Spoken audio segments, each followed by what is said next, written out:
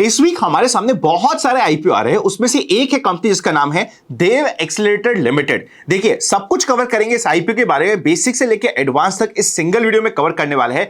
इस वीक का one of the most interesting IPO में से एक है जिसको स्टडी करने में आपको बहुत मजा आएगा। तो चलिए शुरू करते हैं, वीडियो को लाइक अभी से ही कर दीजिएगा।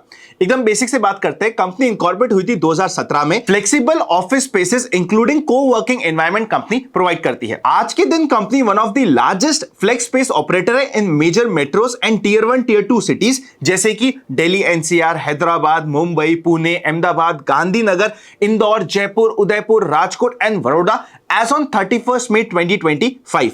कंपनी की बॉटम लाइन और टॉप लाइन दोनों में काफी पॉजिटिव मूव देखने को मिला है। स्पेसिफिकली फाइनेंशियल ईयर 2024 से यहां पे एक टर्न अराउंड हुआ है जिसको हम फाइनेंशियल पॉइंटर्स में डिटेल में डिस्कस करेंगे, वो आपके लिए काफी इंपॉर्टेंट होने वाला है।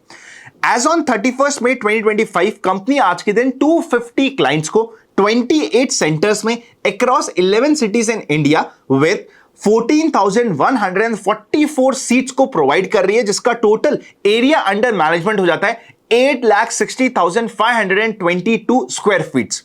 इंपॉर्टेंट डेट्स की बात करते हैं।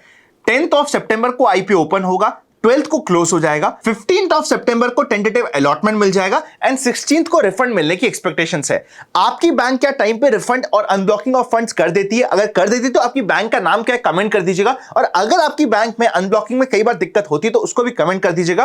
कुछ यूजर्स को मैं स्पेसिफिकली यहां पे रिप्लाई भी करने की कोशिश करूंगा और बाद में डिस्कस करेंगे कि कौन सी सबसे अच्छी बैंक है अगर हम आईपीओ के पर्सपेक्टिव से बात करते हैं। तो यहां पे आपके शेयर्स क्रेडिट भी हो जाएंगे 16th ऑफ सितंबर को एंड 17th है टेंटेटिव लिस्टिंग की डेट। रिटेल में 235 शेयर्स का एक लॉट होगा। 14,335 रुपीस की मिनिमम एक एप्लीकेशन लगने वाली है।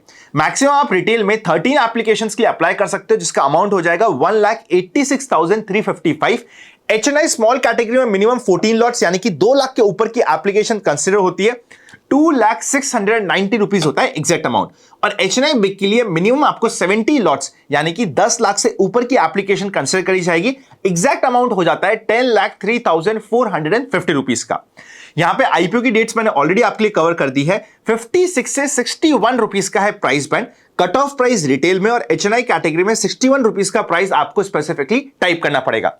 छोटी प्राइस का आईपीओ है। देखिए स्पेसिफिकली इंडियन माइंडसेट में देखा जाता है कि अगर छोटी प्राइस की कंपनी आती है बिलो 100 रुपीज, उसके लिए एक अलग एक्साइटमेंट रहता है लोगों के मन में कि यार 61 रुपीज का तो प्राइस है, काफी कम है। तो इस चीज को बैक ऑफ द माइंड रख लीजिएगा। टोटल मात्र 143 करोड़ का आईपीओ का साइज है और पूरा का पूरा है फ्रेश इशू। छोटी प्राइस छोटी साइज दोनों पॉजिटिव रहते हैं माइंडसेट से। ये मैंने आपको एक इंपॉर्टेंट पॉइंट था तो बता दिया। बुक बिल्डिंग से कंप्लीट आईपीओ का प्रोसेस होगा। एनएसई बीएसई दोनों पे लिस्टिंग होने वाली है। क्यूआईबी के लिए 75%, रिटेल के लिए मात्र 10% और एचएनआई कैटेगरी के लिए 15% का कोटा होने वाला है। अब फाइनेंशियल्स पे डिटेल पर नजर डालते हैं। कुछ इंपॉर्टेंट पॉइंट्स है जो समझाने हैं। रेवेन्यू की बात करें तो 2024 वर्सेस 2025 में 62% की growth and profit after tax में 303% की ग्रोथ देखने को मिली है। 2023 में कंपनी के टोटल एसेट्स थे 282 करोड़ के, जो बढ़ते बढ़ते 540 करोड़ पे हो गए। पॉजिटिव है। रेवेन्यू की ग्रोथ हमने चेक कर ही ली।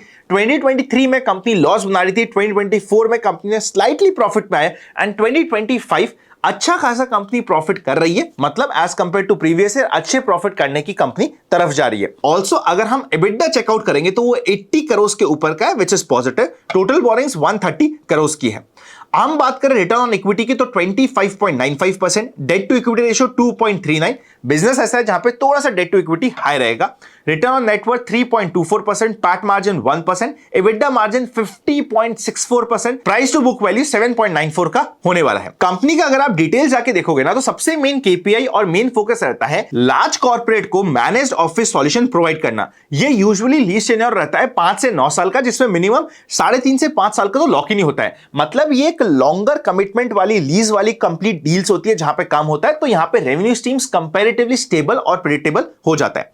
ऑब्जेक्ट ऑफ इशू की बात करें तो सबसे पहले कैपिटल एक्सपेंडिचर करना चाहते हैं 73 करोड़ का, रिपेमेंट करना चाहते हैं अपनी कुछ बोरिंग्स का 35 करोड़ का एंड जनरल कॉर्पोरेट पर्पसेस।